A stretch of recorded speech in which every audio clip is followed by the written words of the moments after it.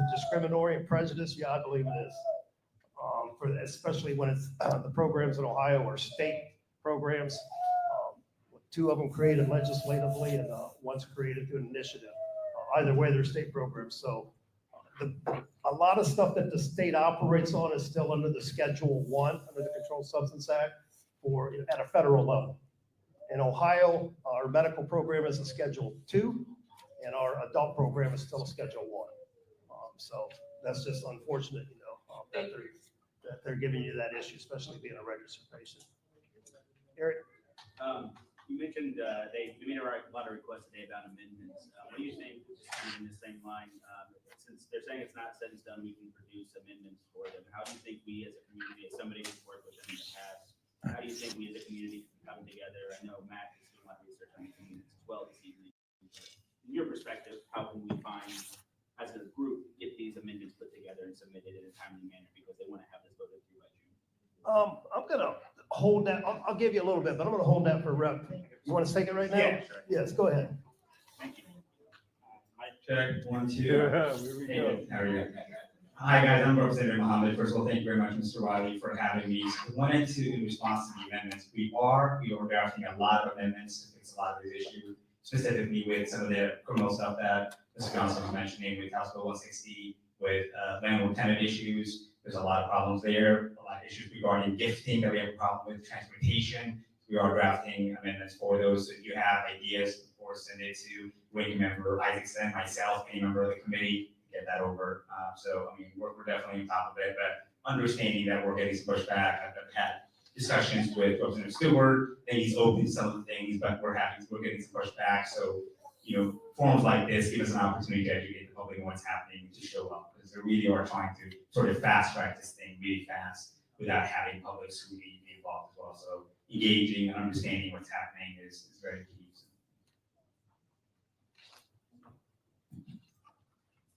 Let me add to that real quick.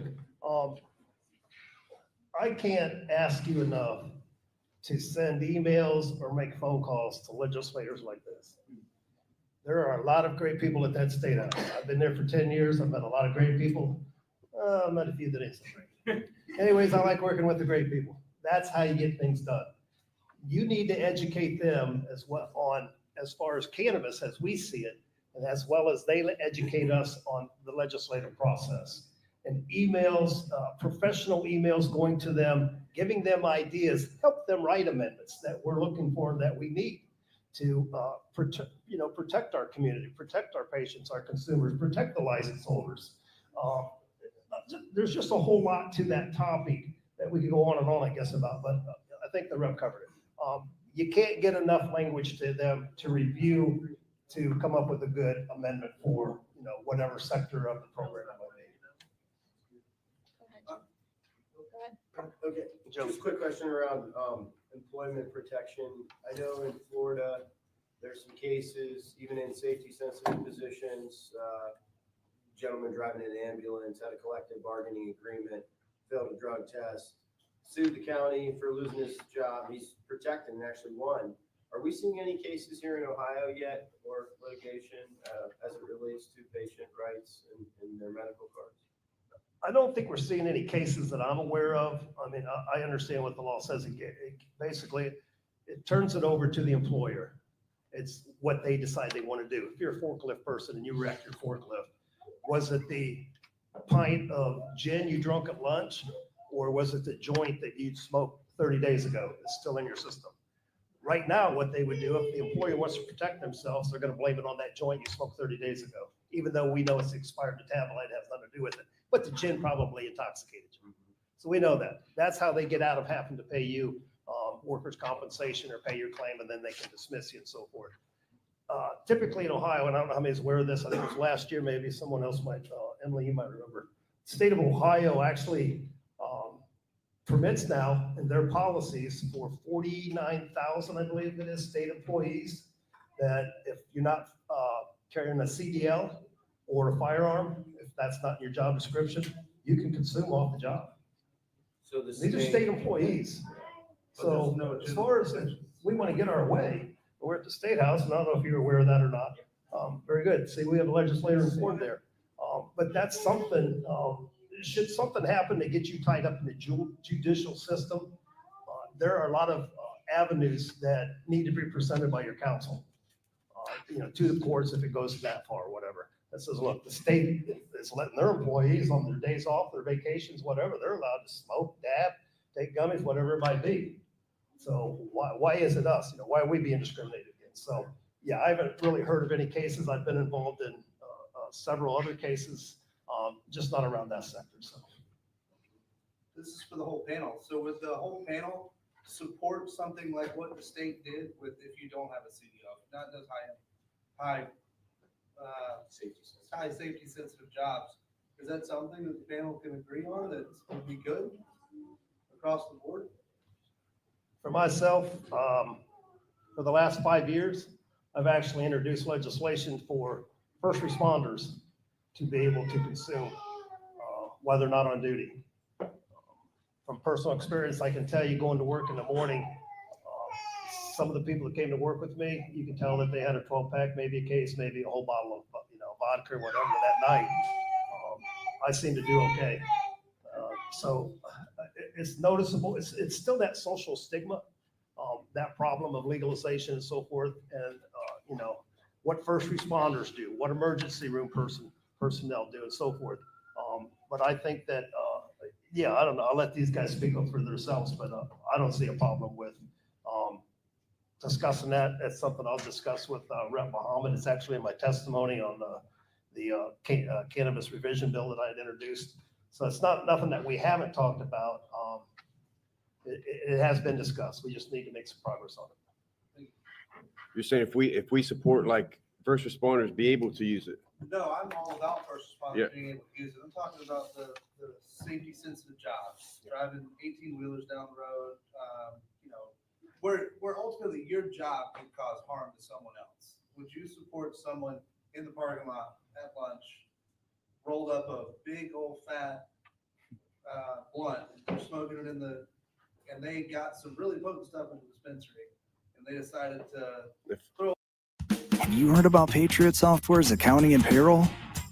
We're not hard to find. Just go to patriotsoftware.com for a free trial of our accounting and payroll.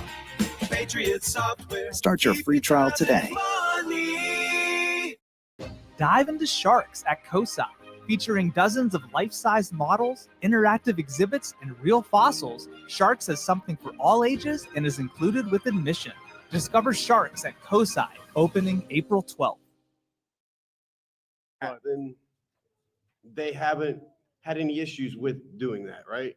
Okay. That's how I feel about it. I've had a CDL since 2012. Yeah.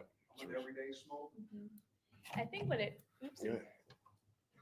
I'm like going back and forth between mics. Is this one working again? Oh my I think so, goodness. it is. it working now? Yeah, it is. Okay. I think what it comes down to is impairment, because we all are so different. So like my friend here, he can smoke all of that. For somebody like me, I would be on the ground and out for a week. So I think there's a lot of differences from person to person and just different levels of tolerance. And I think, there have been various other state agencies that, we've helped educate on that level where there is different variability between person to person. But, you wouldn't be drinking, straight up bourbon and getting behind the wheel of, machinery and getting impaired in, operating heavy machinery. And that's why they have that built into their law, right? And so I think when it comes to cannabis, because we're all so different, there's still so much, I think, just collectively as an industry, we have to learn about the plant just in generality, which makes it so exciting. But I think what it comes down to is that it's impairment. If you are completely impaired, you shouldn't be doing that in general because you're risking other people's lives, let alone yourself, right? So I think, there's people that are on a lot of different other prescription medications, which is a whole nother avenue we could go down. But I think personally, just my own personal opinion would be that it comes down to the level of impairment. I would like to concur with Emily on this. Everybody's endocannabinoid system tone is different, right? So I encourage you to become familiar with your own and understand that greatly, you know, similar to any drug, any medicine that you take, right? We really don't have a lot of laws revolving around, hey, this person took 10,000 milligrams of melatonin today, and they're so impaired that we need to pull them off the road. You know, like those people that take melatonin, they kind of understand where they're at with melatonin, and they don't necessarily need a babysitter for every application of medicine that they're given. So it is a gray area that we need a lot more understanding about. But, you know, me personally, I know that there should be a, you know, even though maybe sometimes I You can't do smoke and drive, bro. He consume too can't. much, He can't smoke and drive. I just know that I should, He can't. you know. Yeah, Yeah. I Sorry. think it's a common sense thing, what we're having here, and I think this is something, that when you come to the State House and you testify on this, be responsible about it. As they both said, you know, he smokes 10 joints a day and he No, can you drive. don't either. You know, he can smoke 20 and still drive. It's a common sense thing. Think of it this way, the stuff I've seen on the roadways, it comes down to this. Would you want your family member put at risk by someone that may be impaired from being under any substance out there? So, and you know, we know the thing, you know, start low, go slow and all that, be responsible, et cetera, et cetera. So as they've said, it comes down to each individual person, what they can consume, how they can still function and so forth. I know I can't hang with Ronnie. He, you know, he killed me at the Cannabis museum almost. So, it kind of is what it is. Be responsible, you know, be respectful at the State House. When you bring that topic up, to let them know, you know, I can consume more than that person and I still feel safe. So I'll say this on that to close it up is, if you're going to overconsume and you get on the road and drive, be prepared to suffer the consequences. Sure. Definitely. Well said. All right. You consider knowing your body, right? Yes. I got one little. Yes, follow-up. sir. I have one little follow-up. Okay. I think I was more leaning towards like workplace policy Mhm. and how is the workplace supposed to like regulate that within their own workplace, especially with the insurance guy sitting next to me. What if the insurance company says, I won't cover you unless you're zero tolerance? Know your worker. No, Yeah, that's what I was gonna no say. one works, but it does shrink the job pool, and right now, that's not. Yes. Yeah, we do have a national shortage in our workforce pool, and America's starting to realize it's because of cannabis. I mean, as many states that have legalized now and as many people that consume cannabis, it's obvious that that's the problem. So if Joey wants to, as an insurance agent, write you a policy with a supplement to it that says, yeah, if you're a compliant medical patient, you have an affirmative defense under our contract with you, that we will still cover you. You might find another insurance agent that says, oh, hell no, that's a Schedule I federally, you're on your own. So it comes down to that, and it comes down to your respect for your employees and your respect, if your employee, if you permit that and they go out and they cause the death or bodily injury in a car accident, they're gonna come knocking back on your door saying, this is your policy, that's your employee. So just kind of a common sense thing. Be safe about it. Most employers have the issue of the risk. Yes. That's the reason why the insurance. Liability. Insurance is, it's the risk behind even the stigma of cannabis. Yes. So. Is that your insurance pitch? Somewhat. So it's like. When do you got a question? I just want to go back to what Emily said, and it does come back to impairment. In all reality, most companies, healthcare systems in Ohio that I'm familiar with, all the large ones, police departments, fire, don't randomly test.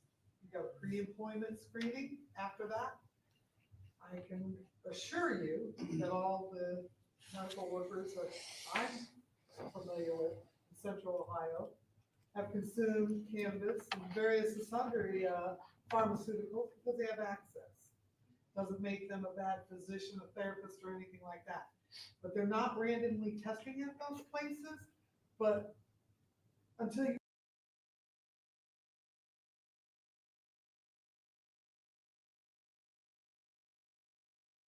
you show signs of impairment.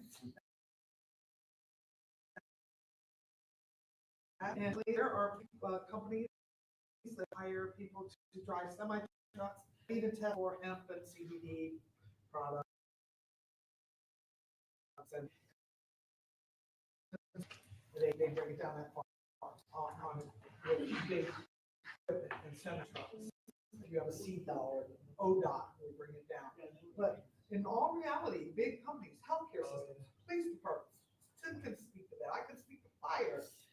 They do not randomly test people unless you wreck your cruiser and quite frankly, we'll wreck this cruiser more than once. 4 times. And- Nice. That's not the record. And, Let me you know, close they on that do with not this. test it. Senate Bill 55 at the State House right now. Senator Manning, I've been working for 3 years with him on that. I actually spoke with one of the individuals who testified, criminal defense attorney testified today. I spoke with him afterwards, and we're going to address this further. Manning has conceded that there is no scientific value-based testing to prove cannabis impairment. So Senate Bill 55 addresses that. What he's looking at doing is removing the impairment clause, but then go to what's a per se clause. It's a trick question. Well, not a trick question, it's a trick statute is what it is. And I've already challenged him on it.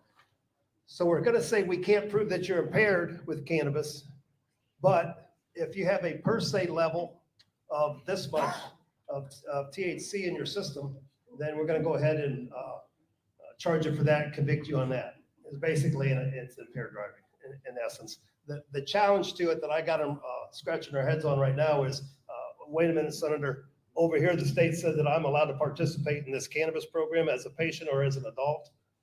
But out here on the street, if I get caught and I've got THC in my system, which the state says I can have, now you're gonna tell me there's another statute that says I can't have it in there. So they're 2 conflicting statutes. So, did you have something? I just wanted to continue what your wife Wendy was saying and ask you, how do you feel about, it seemed like you had a lot of opinions or facts about this. So like the whole unemployment thing, right? So at this point, you know, if somebody wants to fire you, and then you can lose your unemployment based around that. Ohio's an at-will state, they can fire you because they don't like the color shoes you wore today, if they set their mind to it, so it doesn't really, you know, I don't know. That in itself is. I think the tricky question to that is this, and we're gonna use Beneleaves. If Broderick comes in, blasted out of his head, and Broderick has an Usually accident is. in the facility, it's up to the owners of that facility how they file that incident report with the state for workers' compensation. They could say, you know, they could refuse or do a panel test if it's required. Sometimes it is, sometimes it ain't. And they could bypass, we're not gonna test for THC, we're gonna test for alcohol and these opiates, barbiturates, amphetamines, and so forth. And if we can find that in his system, well, then that had to be the cause. So I'm not saying that cannabis was the cause. Maybe just water on the floor is what he slipped and fell on or something. So that's the cause to it. So it comes down to creatively filling out an incident report when there's an accident in any workplace of how that employer feels, I guess, about cannabis and so forth. I know. Yeah. Okay. I waive my time to you. All right, so we're going What's the to, nanos on the testing on THC within your system? For OBI, Yes. I believe it's at 5 right now per milliliter of urine, and I think we're trying to take it to 35, which is a joke. That's also been addressed. I think it should be up to 200. Because we know that everybody in the state of Ohio that's either a patient or a consumer, we're way over 35. All you got to do is drive by Beneleaves and smell that stuff. And yeah, sorry, you guys have to be here so we get picked up. The recency of it, right? Like, so it's 28 days, they have no testing, 2 hours. Yeah. The Highway Patrol is doing a roadside swab test right now. but it's for active THC, not an expired metabolite. And it can test anywhere from 30 minutes to 4 hours to tell that you have active THC in your system, a presence of it. It doesn't say you're impaired. It says that you have a presence that's active. And that's a roadside for saliva. I would challenge that legally as to now you're removing a bodily fluid from my body without me being involved in an accident or without my permission. Are they collaborating? That's why we have what's a breath test. Do they pair that with the physical test if they find active nanos? Yeah, it gives an immediate thing. It tells exactly what you're, 115. I think it was recently there was a case, someone had 213 nanograms, which is almost like probably most of this room right here probably hits that on a daily basis. Pretty easy. So maybe some of us go way over, so forth. So yeah, it's. Sean? Or you, Eric, sorry, Mr. Whited. We've all had some fun today. Mr. Whited. Yeah, no, so my question, Becky, Tim, is actually just based from the law enforcement perspective. What is like the legitimacy and efficacy of field sobriety tests? I mean, if we, I know that alcohol is often used as a first or a secondary, but if the whole idea is impairment, why can't we just, what is the potential of law enforcement having a field sobriety test, pulling someone out of the car and asking them to do a certain set of tests to prove that they are not under the influence, they can handle themselves and respond in time? In Ohio, there is no efficacy. Okay, it is. In Ohio, field sobriety tests did not apply to cannabis. Do law enforcement still do it? Yes, they do. And of course, the driver falls for it.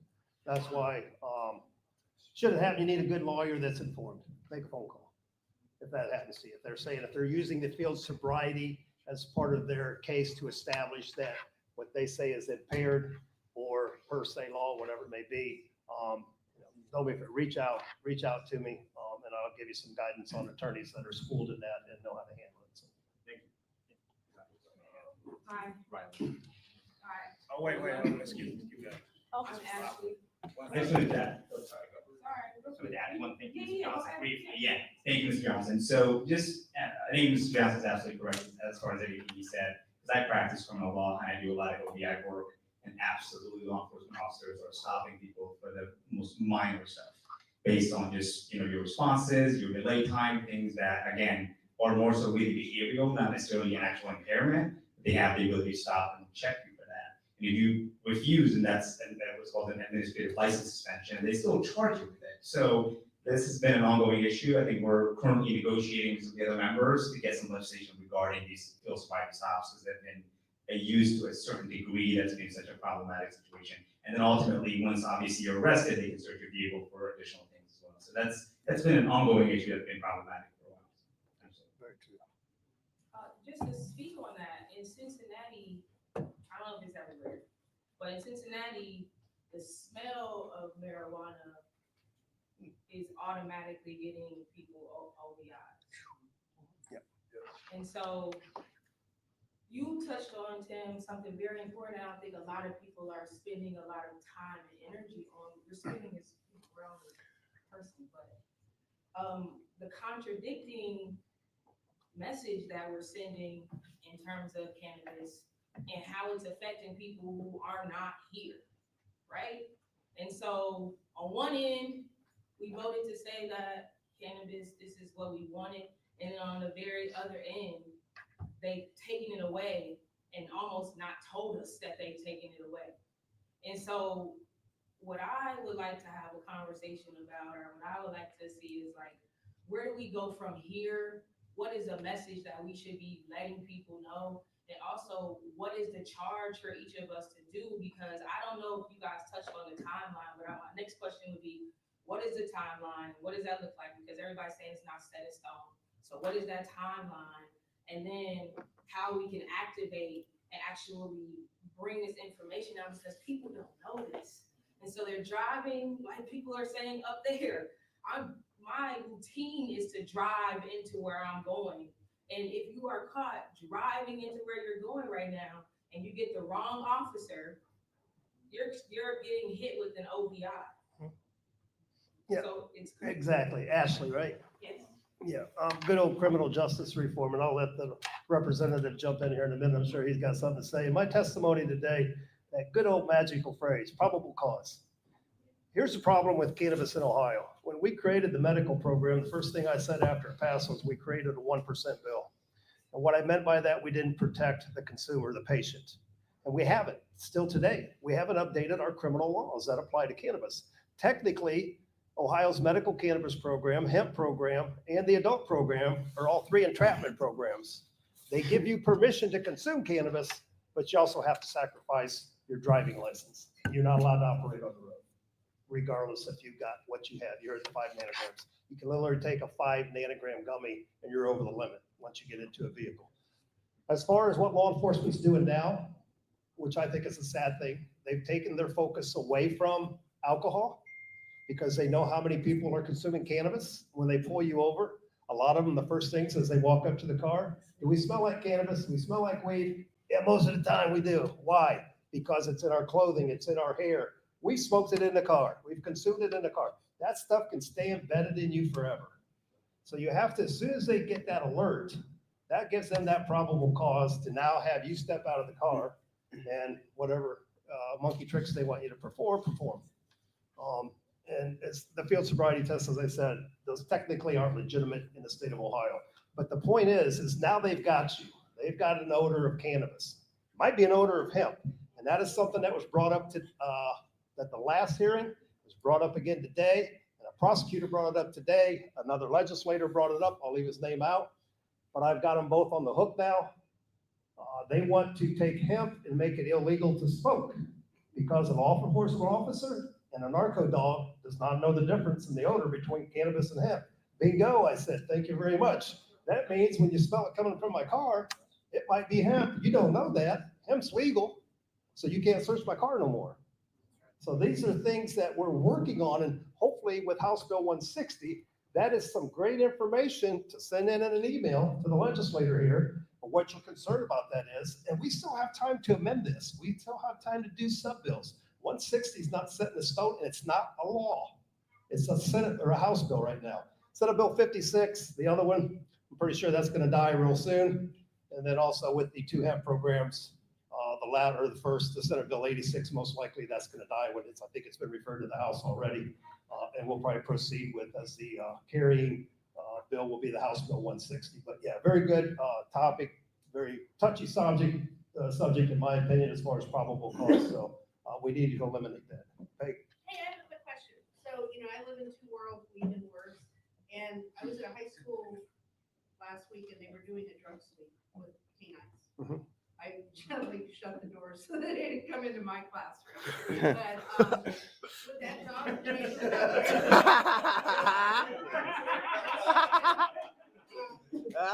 Hey, Bill's got bail. I don't ever see Bill, so it'd be like, hey, Bill. Yeah, there's a possibility. If you could walk through. If the teacher had him. Yes, same smell. The narco dog is trained on the smell of cannabis. Correct. It's not trained on the smell. THC don't really smell. Right. It's not trained on a specific terpene, flavonoid, or whatever. This is trained just like an officer, on that product, as that raw flower and then on the burnt flower. So if you look at the mentality of the school resource officers, I have another student that is in AP economics, and he wanted to do a study on supply and demand of cannabis, and he got reported to the school resource officers. He had to be turned into the principal. They're like, well, Miss Peg owns the cannabis company, Hell yeah. But just the lack of understanding and education here. And my kid is smart enough to know how many parents are on Xanax or, whatever. He started listing all these things, and the kid was able to do it. I was so proud of him. Yeah, well, that's good that he followed through. Very. And you have that right to do that. It's a First Amendment, in my belief, would be a First Amendment privilege at that time to what you're doing your project on. A lot of times, yes, the canine officers that come through the schools at the request of the school administration to come through, and they're looking for tobacco, or not tobacco, I'm sorry, for cannabis. Marijuana. For that product and so forth. They're leaving out other things and so forth. But You always have the right to, if you think there's going to be an issue to, all you got to do is identify yourself. You don't have to have no further conversation. They already know. Well, I'm just saying, for anyone, they can do that. So, but Well, but it was interesting because I had not seen a speak like that for a while. yeah, It's just kind of interesting. unfortunately, it was probably somebody snitched on something and it alerted them to come in, or that, they didn't have nothing else to do that day, so that's what they were gonna do. I've seen it happen hundreds of times, so. Kind of is what it is. I'm gonna say something real quick about this because not all officers are gonna be searching, because on 4/19, I was on my way to the Cannabis Museum. I just got a new truck. I got the new plates, but I still had her old plates on it. Accidentally pull out in front of somebody. I've had a lot going on in my life, so I just wasn't paying attention, honestly. Pulled out in front of somebody. They turned the car behind him was the State Highway Patrol, right? So he gets on my ass. I'm like, damn, thinking about my plates. I got a full-size plant in the front seat. It's touching the ceiling. I got a box of 12 clones right there with him. And he pulls me over, right? And I said, dude, I'm on my way to the Cannabis Museum to teach these old ladies how to clone marijuana. What's up? I just told him what I was up to, and he didn't question the plants at all. He didn't question me at all. He helped me put my new tags on my truck, honestly. He's like, well, get out, at least let me help you get squared away with this vehicle, man. He did not say anything about weed, because it's I'm different too. Like, I used to be a drug addict, and I get pulled over, I'm in trouble, right? Now I'm going to the gym. Handle every part of your build from one platform with Wix Studio. Map out your project with an AI-powered visual sitemap that generates site structures and wireframes in seconds. But not everybody's going to get seen that way. But hopefully everybody gets the right cop. So, yeah. Something I just want to point out to everybody, by the way, everybody that didn't hear me testify today, I'm James Powers. I work heavily in cannabis veterans, both here in Ohio and nationally.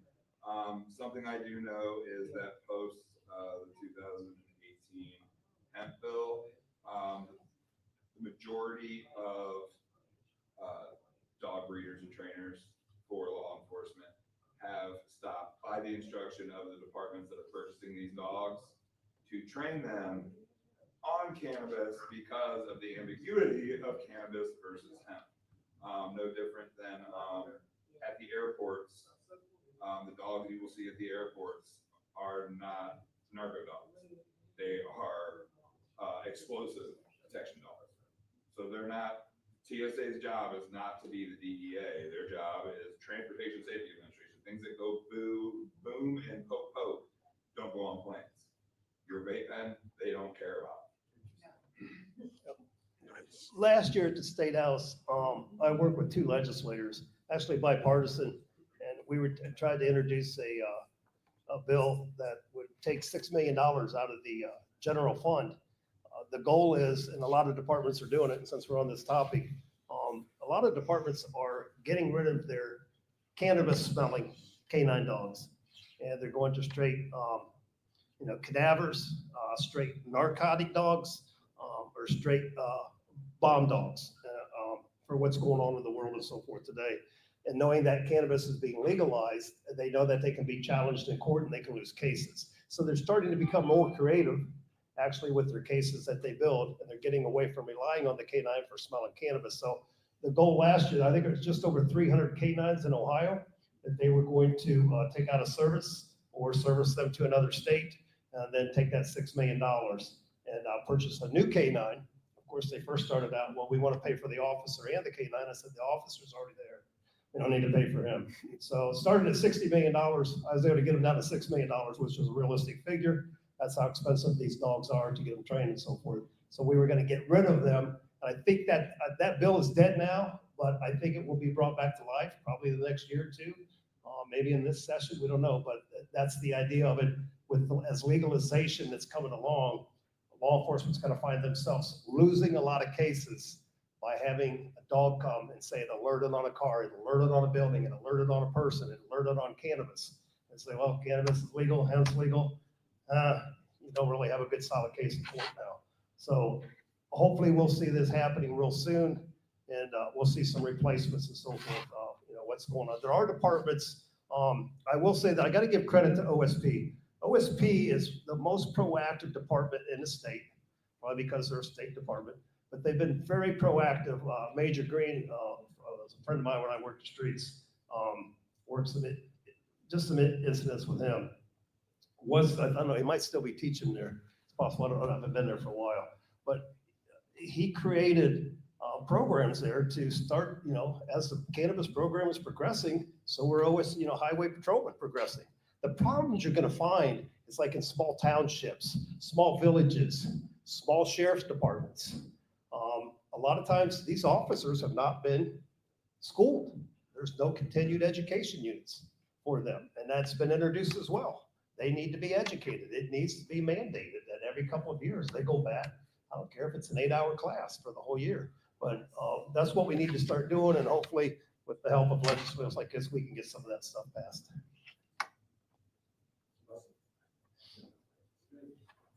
All right. I'm trying to organize these questions over here. All right. This is going to be more like program focused. And so this is who is advocating for expanding qualifying medical disorders like autism? I would say we've been advocating to add more qualifications since day one and since the program even began, especially a lot of these neurological disorders, sleeping disorders, anxiety. I know for one, we've been like really trying to just talk about, and autism from day one, I think was on the top of mind for many of us that have been continually trying to educate and push for that. Autism has personally worked with legislators. We've introduced autism 3 years in a row, a different bill each year, and we would get so far. The 1 year, there's no reason why we shouldn't have passed it, but the 2 legislators backed off, and another body assured them that in this bill, we're going to include it in here where that bill failed. And they had already backed off of autism. We also have had a few years ago, Senate Bill 9, that I had worked on again, that included unlimited qualifying conditions. And that was part of the language. And that was, believe it or not, I'm going to say the nasty name, Steve Huffman, and rest his soul, Kirk Schering. I worked with them on that, and we were sure that this was going to pass. That gave a doctor the right to consult with the patient and recommend medical cannabis on any condition. Why do we have to have a qualifying condition? What other medications do we have qualifying conditions on? So it is, as Emily said, we've tried that many times down there to eliminate the qualifying condition list, and we're not done. Hopefully, I know it's irritating to a lot of people. This takes time. You want to talk about irritating? Talk to me. I've been doing it for 10 years, and a lot of things I've been trying to see get done just doesn't get done. So it's patience, and then over time, hopefully, we'll get something in there. All right. So the second question, I'm actually going to blend these two together because they're very similar. It's talking about prices in Ohio. I think a lot of the pricing comes down to cost of business. It's expensive for us to run our facilities. The fees we have to pay as operators are super expensive. Our labor costs are expensive. Everything in the industry as far as being an operator is expensive, including test costs.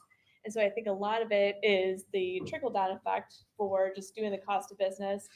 We are seeing prices come down. Like they are generally coming down over the last few years. We are seeing a dip. So we're hoping that, eventually those prices will stabilize. But that is what I would like to say on that. I don't know if anyone else on here wanted to comment. Yes, I would definitely like to comment on this, right? So one of the main challenges I think a lot of processors are dealing with in this state right now, especially when they're not, vertically integrated, is having access to good flower that doesn't need remediated, that can be into the gummies, the tinctures, all the non-smokable flower, in my opinion. And I know there's a lot of people way more important than me that are going to hate when I say this, but if it ain't craft cannabis, I don't think it deserves the exploitation of our carbon footprint, period. Right? All of the edibles, all of the tinctures, all of those products should be grown outdoors where we can utilize the sun. It's free. Let's use it, as my man Joey Elwood always likes to say, right? This is an unbelievable loss for us environmentally and on a state level that we can't come together and produce some change in this department. And then we get the same answer, I think, where people, oh, you can never do that because cannabis is so dangerous. You'd have to build a multi-billion-dollar fence to encompass all of it growing out in this field. When the fact still remains that a child can run through a field of cannabis, roll around in it, take a bath in it, sleep in it, use it for pillows, and they're still not going to have any harsh effects from that, right? We all know this. Everybody in this room, at least, you know, THCA needs converted to THC. Therefore, the plant itself is not dangerous. So then they go on to the sake of, oh, well, now robbery exists. Well, robbery exists because of the high prices, because we can't grow it outside. You know, like it all doesn't really make sense at all. But until we can come together with our voice and promote the real discussions that we should be having at these state houses, right?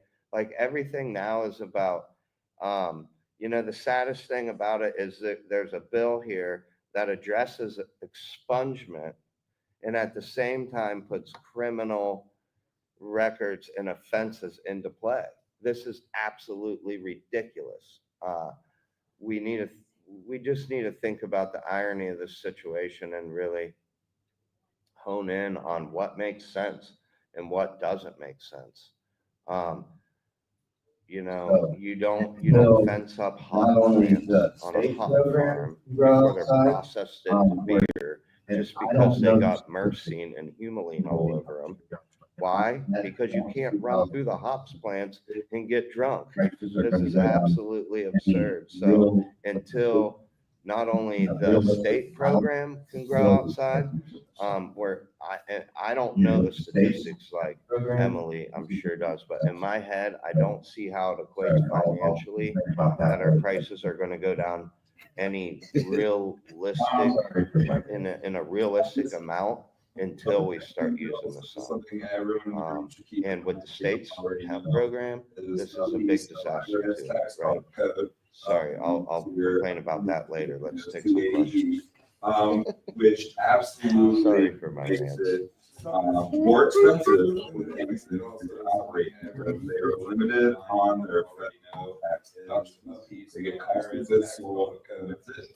The reason why so many cannabis companies can't have social responsibility programs is they can't write off nonprofit companies. So I mean, they would love nothing more. I mean, it's got to be at least working to a standard business model, but I mean, they're not using these tax deductions. They're using it as absolutely their cost, regardless of what we want. I mean, we can make state licensing here for $1, but I mean, there's still going to be impacting more. But I mean, huge tax burden that they're having to because even though we're working on here at the state level, there's still work nationally that also happens as well as doing DE and having state licensing zero.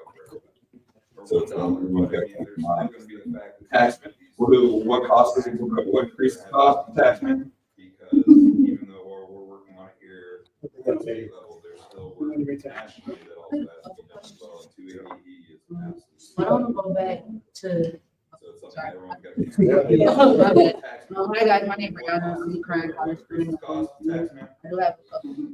My first one is you mentioned earlier is OSP. I never heard of that before. And then you mentioned crash for cannabis, and I want to know the THCA. Just speak up. Yeah. It's all right. Hi guys, my name is Ohio State Highway Patrol. And then from OSU, they still have the SSDP there. Students for social work policy or any kind of cannabis thing.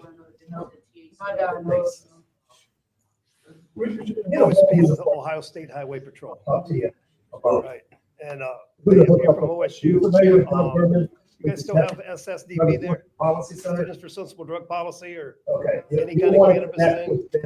They're at the, Morris College. Get a hold of me before I give you my information and I'll talk to you about who to hook up with down there. Are you familiar with Doug Berman with the DEPI, Drug Enforcement Policy Center? As I said, reach out to me. I'll give you. Okay, you'll want to connect with them. Yeah, what are you studying? They're at the Morris College of Law there. Amen. With them. They've got probably some of the best information. I have a feeling you're The gonna data they collect and so forth. on that. As I said, reach out to me and I'll give you some more information on it. Brianna, what are you studying? Amen. That's right up the alley.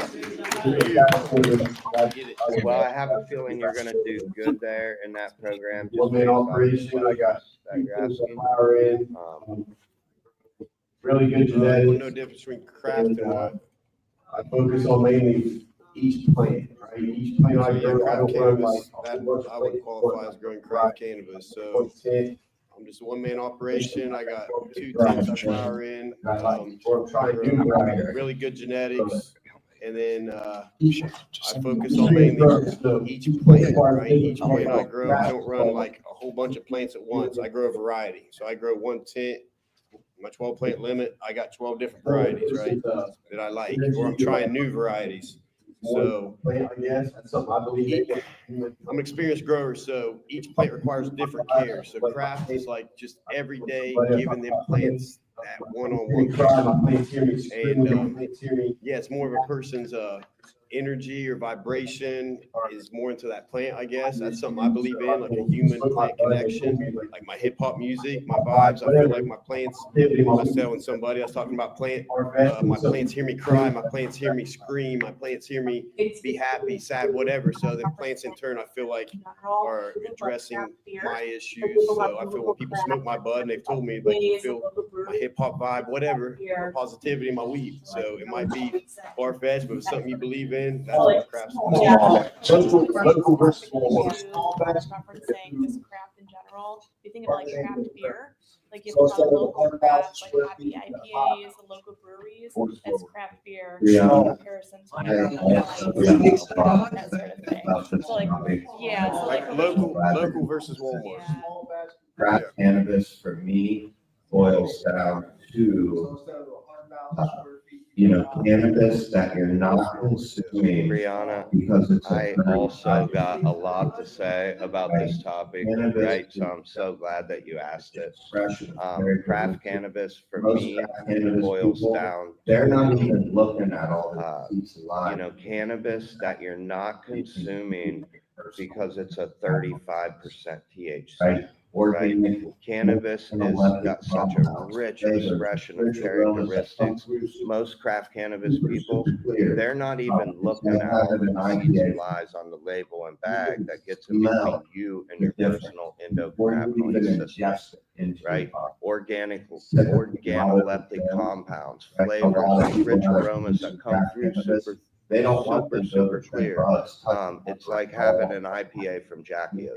You can smell the difference before you even ingest it into your body. It's typically not overtrimmed, right? A lot of people that are producing craft cannabis, they don't want those overtrimmed buds touching up around all the glass, right? They want something protecting each and every bit of those trichomes.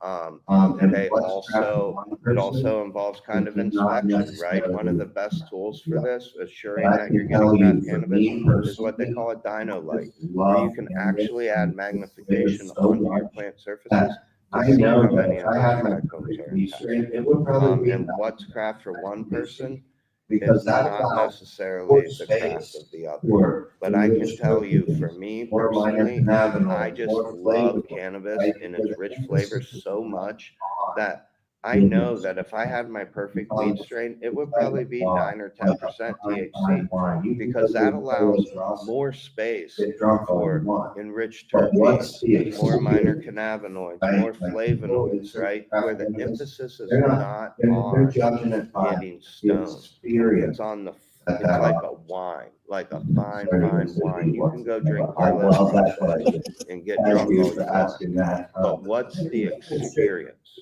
right? Like people in search of craft cannabis, they're not. Oh, they're yes, judged so if by you ever the want to, experience that offers them. you know, you'll be so Sorry to much get more deep involved. again, but I love that question.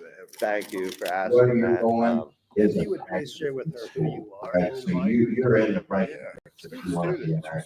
Oh, yes. So if you ever I want unfortunately had to to, get my master's after you, degree you know, you'll be so at much University more College above School, this but I program. did get You'll it be in taking sustainable little, agriculture, because but it where wasn't you're in going agriculture. is an ag-related school, And you right? guys So actually you're in the right place You if you don't want to take be your in bachelor's agriculture. degree into the I program. unfortunately had to get my master's degree at a forest ecology school, but I did get it in sustainable agriculture, but it wasn't an agricultural program. We got a Right, you heartfelt guys actually program. offer that.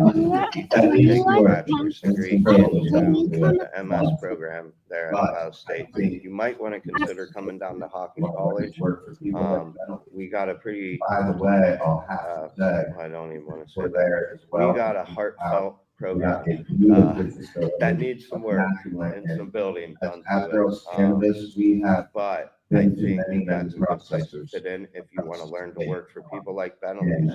Which, by the way, I'll have to say, you should tour there as well because you're in town. They got a beautiful facility, immaculate, and at Cannabis, we have many processors across the state, and not one of them did I enjoy as much as going. So that's right in your neck of the woods. You should definitely do that. Come to Hawkins College too. If you want to learn how to test cannabis, use gas criminal.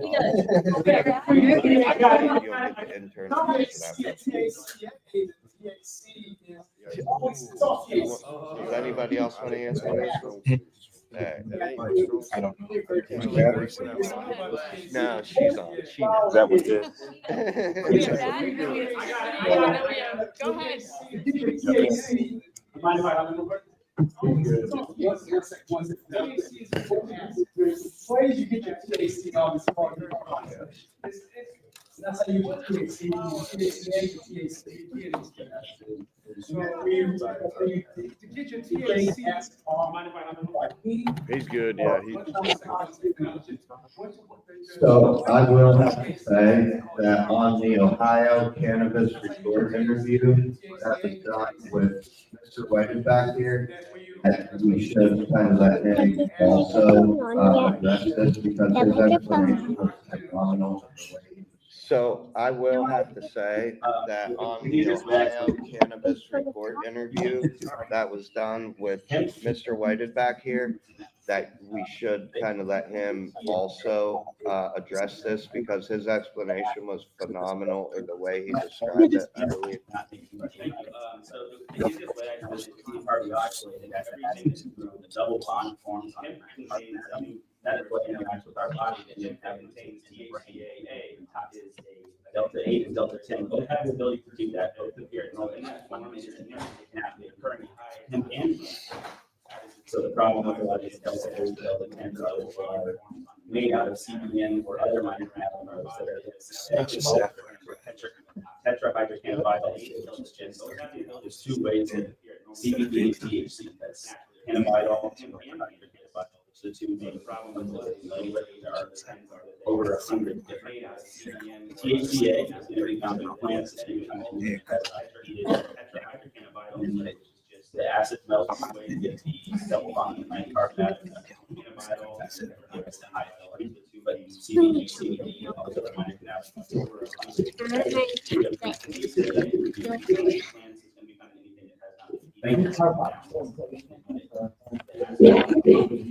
Thank you.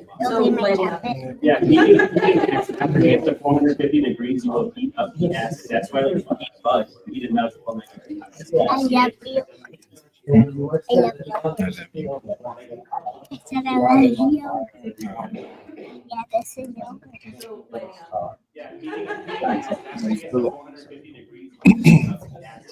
Do you think if the standalone processors purchase biomass from the craft, so that will bring prices down?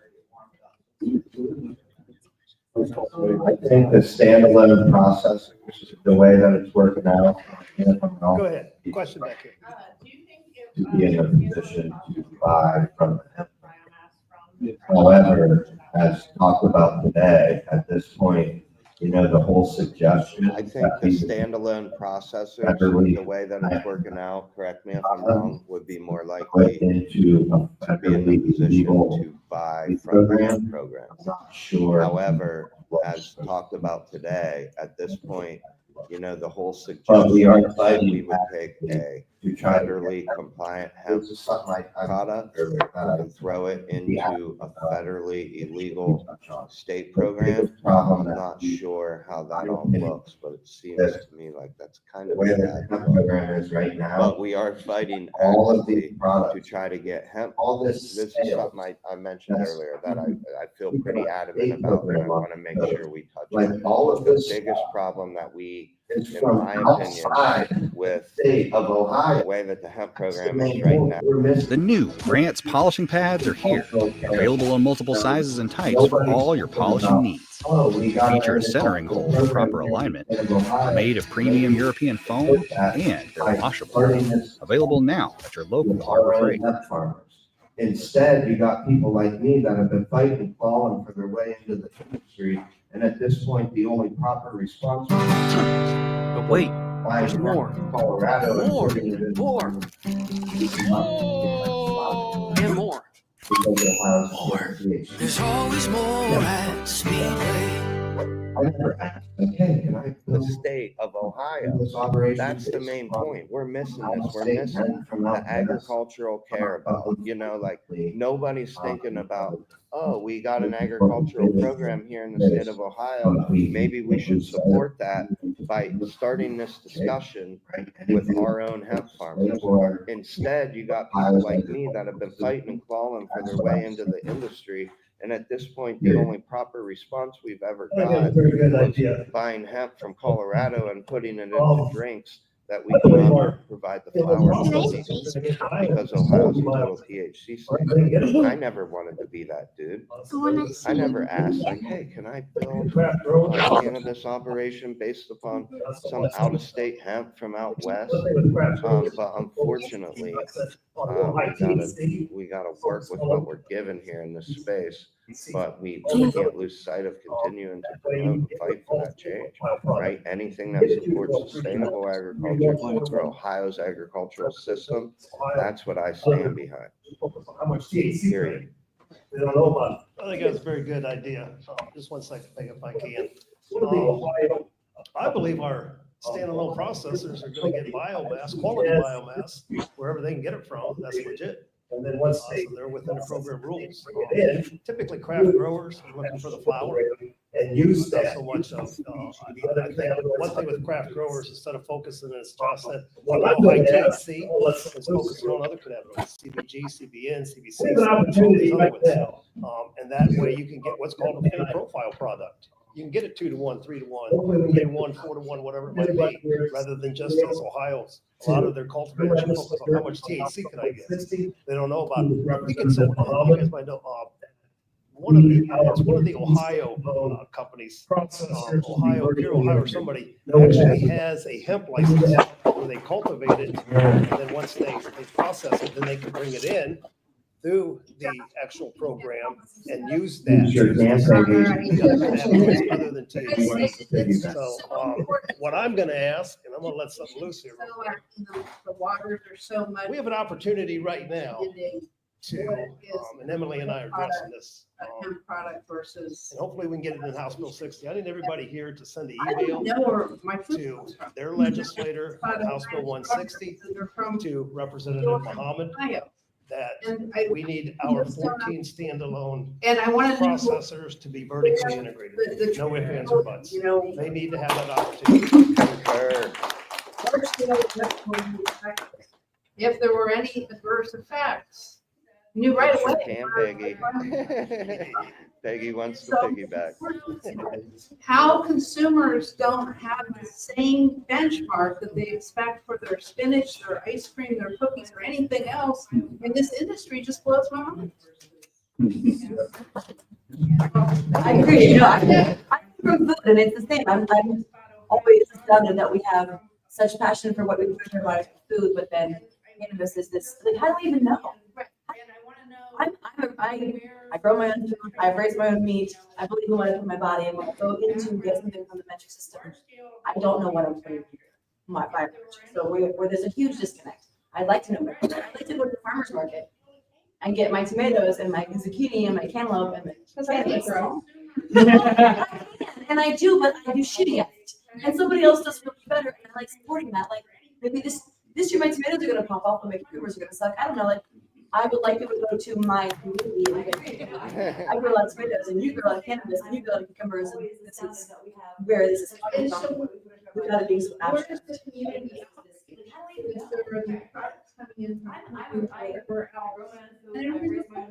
Because consumers in cannabis don't even know what they're literally shopping for THC to put into their body first, like what is effect, and not thinking about the food component, the other components of what this is. Teaching there is that you're trying to get not it's not it's really not what craft cannabis is and what it does to the body. The education needs to open up. Propaganda against cannabis is like $1 trillion industry. Yeah, you know, the propaganda. So the reality is that not only do we have to use our voices, we're gonna have to put some money in messaging and getting the people to realize this is effed up. But that's the messaging, right? And so it's propaganda. Like, let's call it what it is. People still have stigma because of propaganda, because of misinformation, and because our attention span is 8 seconds. And so you have 8 seconds to get someone's attention and tell them what's wrong, and that's what they're hearing, and that's what they're hearing. And then, you know, of course they have their family member that uses cannabis, but they're judging them. They don't know. And so the propaganda to debunk those things has to be as strong, and it has to come with some money attached to it from people who actually get them. Yeah, that's right. And that's the money. Why people still have stigma because they're propaganda. Because our attention spans are like, We're fighting we're fighting for I'm fighting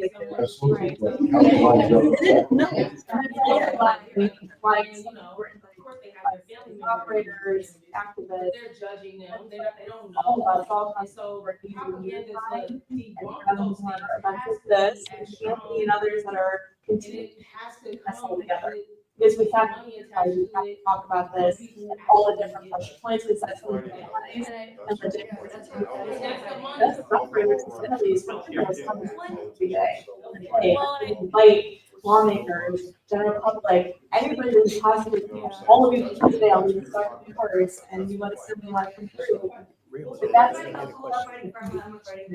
Right. And I think that's also why it's so important that I think as operators, activists, this is a operating industry that has benefits and jobs, careers, and people have built their lives in this industry. continually So I think bringing us all all together. of us together, Because we have to be unified, we have to talk about this, all the action, all the different right? You're pressure like, points, because that's how we normalize. you know, talk to and folks like legitimize us, the industry. we're on your side. That's us We want to operators, all work Beneleaves, we have together, those conversations figure this out, and like, hey, that's why we then invite all of us lawmakers, together. general public, anybody that we possibly can. All of you can say, I'll leave a stack of my cards, and you let us know when you want to come through. But that's the crux of the conversation. This is not the stigma. Yes, absolutely. I have to admit too, and I found a broken record, and I was actually talking with, This is an operating industry that has benefits and jobs and careers, and people have built their lives from this industry. And so I think,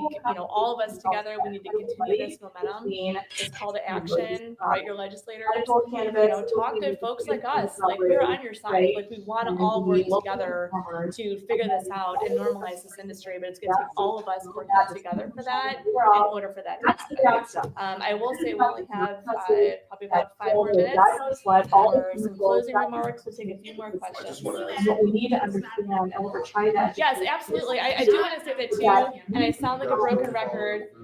And I was actually just talking with Joey and the application girls early about this today, where it is so incredibly crucial for us to all understand also that this whole conversation has also got incredibly muddied between, just medical cannabis, legal cannabis, adult use cannabis operators, right? And then the local hemp farmers, and then all of the stuff that we're seeing in the gas stations and all of that that's coming from China and everywhere else. That's the bad stuff. That is the stuff that's not tested, that's filled with God knows what, all the chemicals. That's the stuff that's making people sick. And what we need to understand, and what we're trying to educate others on too, is that we are on the same side. Operators, local hemp farmers, the folks that are doing it right and proper and getting their products tested, we're all on the same side. It's us trying to combat all of this stuff coming from out of state that is not tested, that's not regulated, that is actually getting into the hands of children. And we are seeing the statistics from that. Nationwide Children's, Ohio State, we're seeing adverse effects from those products. And so, yes, thank you, Peggy, for pointing that out. So, all right, a couple more questions. Yes, ma'am. I'm not trying to. But just for that to be said, trying to shape this brand, I believe it's more you don't have a voice to it. That's coming from college, trying to get into the industry, but have the president shut us down, saying professionals can't promote cannabis because it's not good enough. Take it to federal, state, college. Versus under the Colorado, let only support or get out of state. In order to need to. So you're state to reshape Brianna, can you email me at Josh C at Girls Cannabis? I would like to have more time. But I will say too, just encourage your friends, everybody you know, your colleagues to come to events like this. Down in the state, they do have hearings and testimony like there was today, to have your voice heard. Because you need it. It is a very big fight, and honestly, in my opinion, we'll get to July, and it's still going to be a fight after that. There's going to be several different amendments and a lot of different change. It's going to be very continuous, and it's going to take us, some time. Brianna, can you email me at joshc at girlscannabis.com sometime? I sure would like to connect with you when we have more time too, because. And I will say too, just encourage your friends, everybody you know, your colleagues to come to events like this. Back with him as well. They do have all the different testimonies like there was today. You do have your voice heard, because we need it. It is a very big fight. And honestly, in my opinion, we'll get to July, and it's still going to be a fight after that. There's going to be several different amendments and a lot of different change. It's going to be very continuous, and it's going to take us, some time. But I think we have a really good positive momentum right now. We have events like this often. There's several expos. There's a lot of different events that go on all the time. There's a lot of different cannabis meetups as well. Broderick is sitting right behind over there. So what we're referencing is all the products. Connect with him as well. It's all the different cannabis meetups and stuff like that too, which is a great way to network and meet legislators also. I go all over, so usually every weekend I'm at something, whether it's a farmer's market or like a traffic. So I'll give you my. No labeling other than it was just vape carts. Okay, let's take questions. Yeah, it's vape carts. We're seeing a lot of edibles also. They're having adverse effects, which generally, we don't know specifically if it's the adulterated THC or if it's the high level of pesticides. Things get hyper-concentrated in the end product. We just don't have that data right now. So what we're referencing is all the products that are incredibly appealing to children. It was actually super interesting because Jean Calendar had one on the. We have that he showed. And it actually says a Hawaiian punch on it. And the difference in that is there being no labeling other than it was just vape carts. So We it's, know that those products are safe. yeah, it's vape carts. Yeah, It's that's something there's we're a lot of actually working edibles on, is also, trying to implement that are having adverse effects, which we know for generally, folks and we don't know specifically if it's the adulterated able to THC test or how if it's get the those- high level of pesticides, because we know things get hyper concentrated in the end product. all these We just don't products that, we don't have that data right now. are actually making people in these shops or Yes, I think we're just being a little too general. I mean, we have had those products tested. And not Yeah, necessarily getting. throughout our colleagues and just different various organizations. We're trying to I'm identify. sorry, say that again. I totally agree with you. Yeah, and that's something we're actively working on, is trying to implement, third-party testing for folks and customers, that sort of thing, the people that are doing it properly, be able to test those products to get those into the market. Right now, the battle is technically, so all these products that, are coming in from out of state are actually making people sick in these vape shops. And Here's what that comes down to, I think the whole topic there.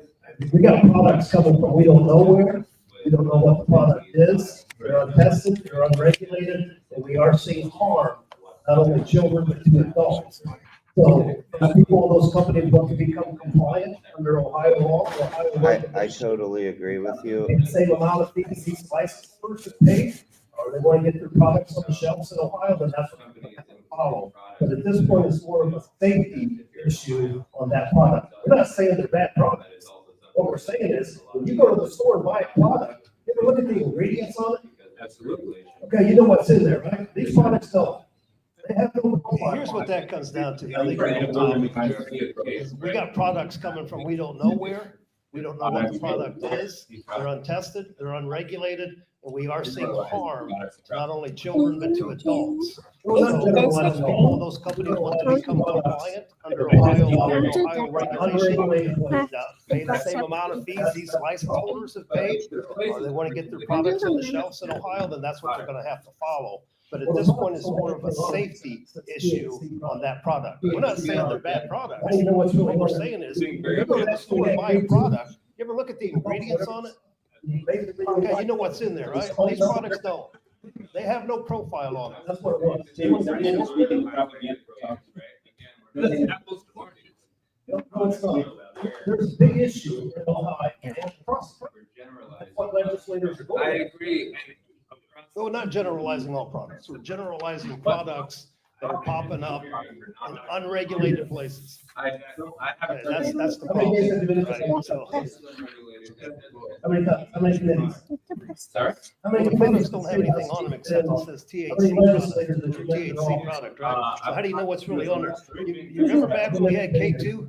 K12s, whatever the stuff, when you basically were buying catnip with some unknown chemical sprayed on it? That's what it was. Do you want to keep smoking that? Moonshine, back in Howard, Tennessee. No, it's not.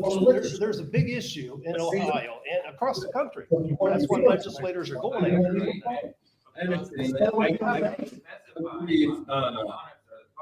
With cannabis, We're doing that.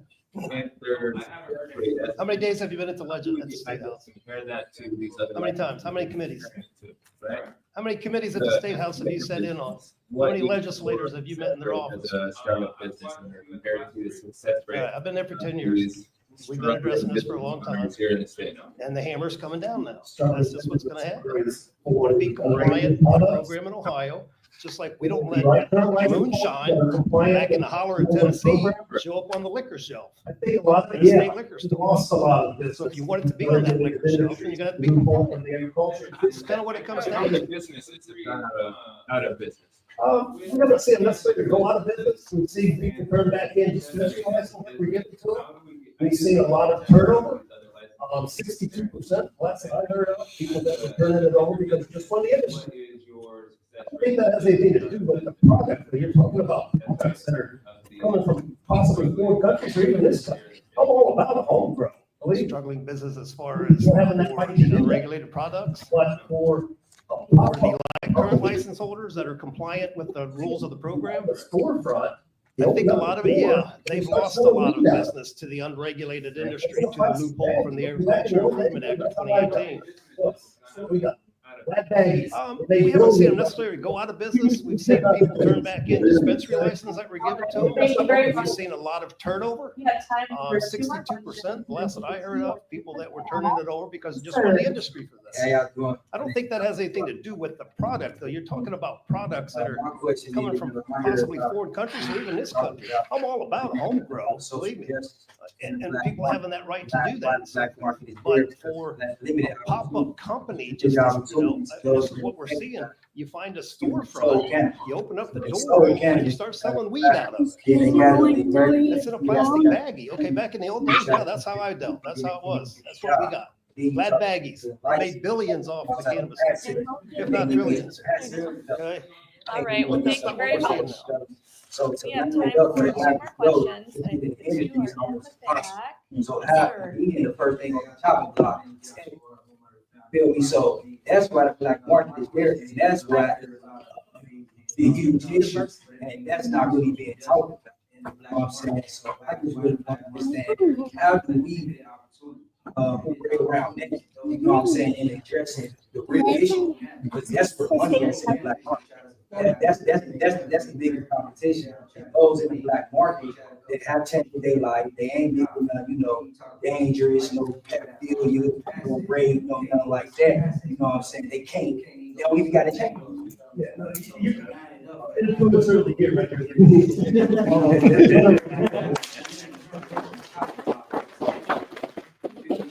That's why the black market is there, and that's why it's a huge issue, and that's not really being talked about. You know what I'm saying? So I just really want to understand, how do we It's been a hot topic.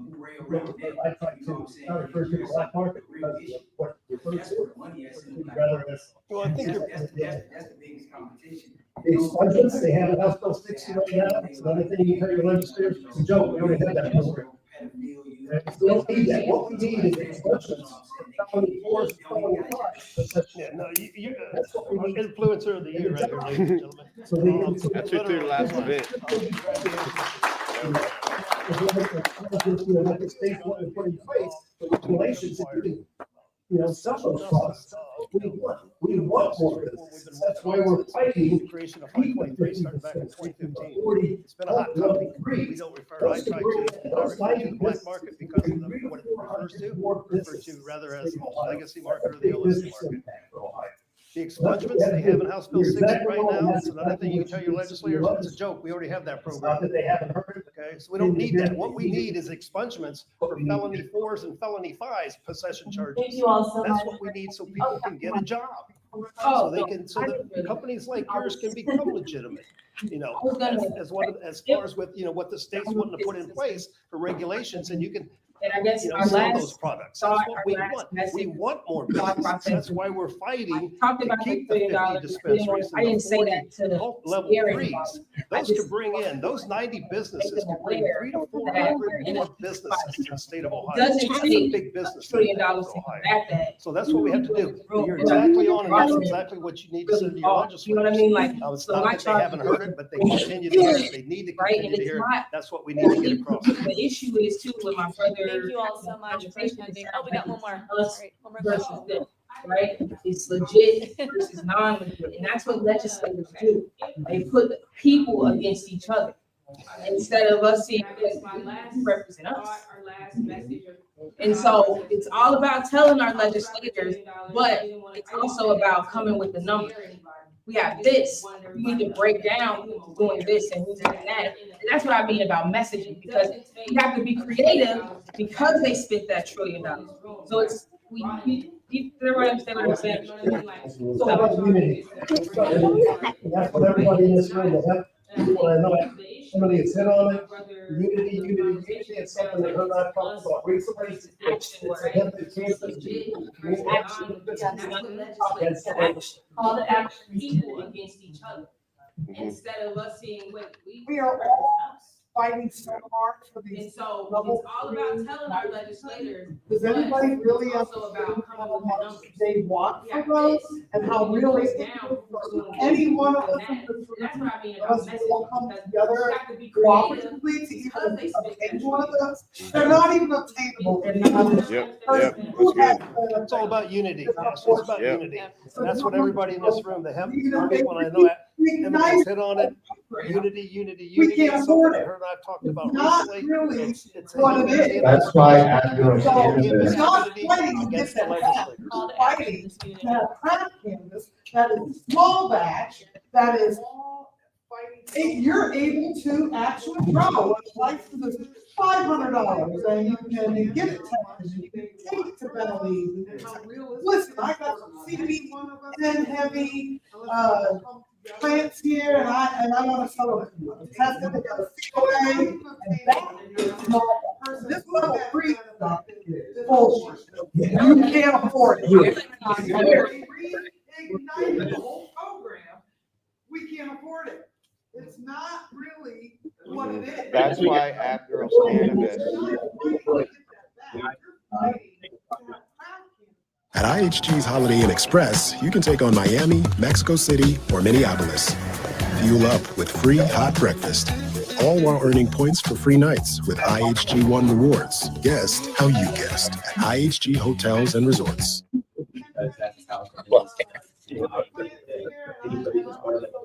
We just saw for this bill. How can we organize? I mean, we're going to have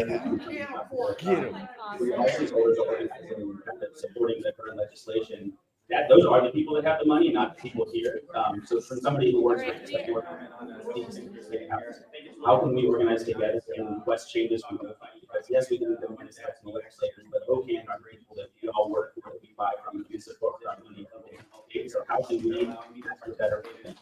So that's a great question, and something that I have been actively and intentionally trying to think about for the last 6 months is how do we, that's why I keep saying unity, and it's like call to action to unity, because I started off with an activist. I started off, I mean, Tim and I go back day one, I mean, I started off with Those are the people that have the money, not the people here.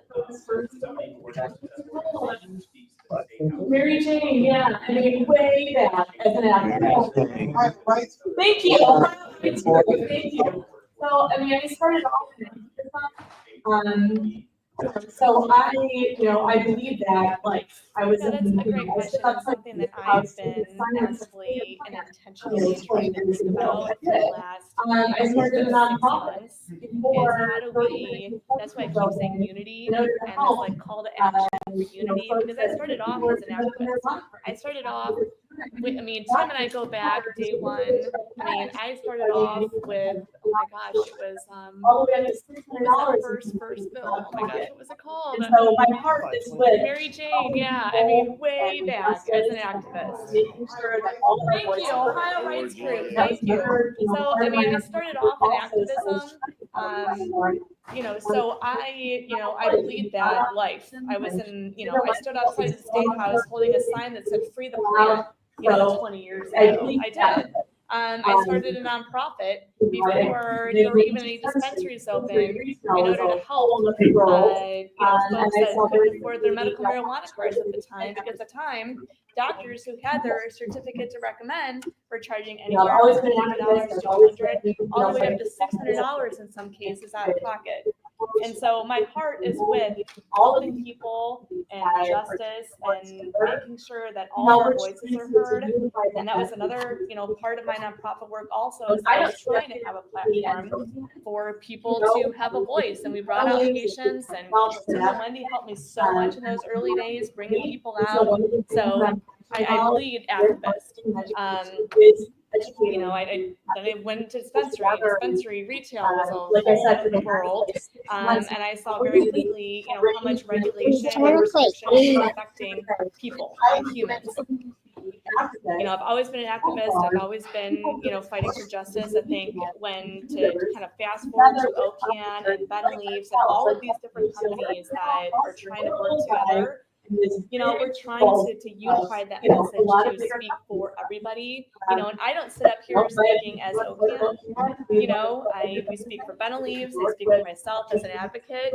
I'm on the marketing committee. And so one of the things that I'm passionate about with marketing and education is educating and how do we bring people together. And like I said, for the last like 6 months, like how do we bring, and even Tim and I were just talking about this the other day, how do we bring the activists, the old guard, the people who have been working and leading this for years together with operators like ourselves, like Beneleaves. You know, we're a standalone processor. We're a little guy in this big world of, you know, a lot of bigger companies than us.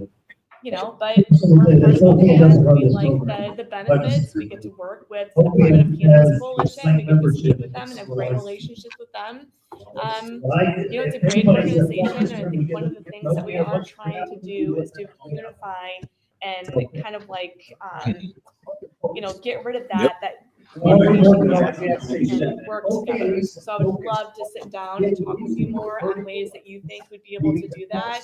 I'm open to any and all conversations surrounding that because we do all need to work together. Yeah, absolutely. I mean, this is something that I'm incredibly passionate about, so I'd love to work with you on that. Let me be the devil's advocate here real quick, and I'll be nice, I promise. Go now. First, let me tell you this, OCAN doesn't run this program. The legislature. OCAN has a slight membership of some of the license holders.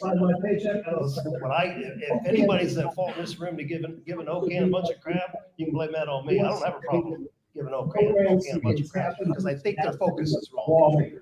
We're already working on the gas station. OCAN needs to focus on getting these people vertical license. They need to focus on marketing rights. They need to focus on criminal justice reform.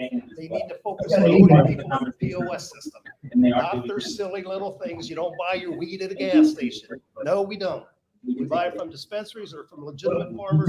Understand that. I think OCAN's focus is headed the wrong way. And they know how I feel about them. I know how they feel about me.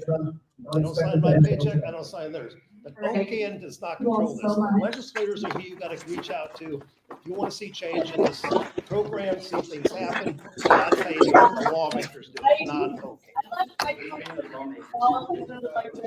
Where is the money?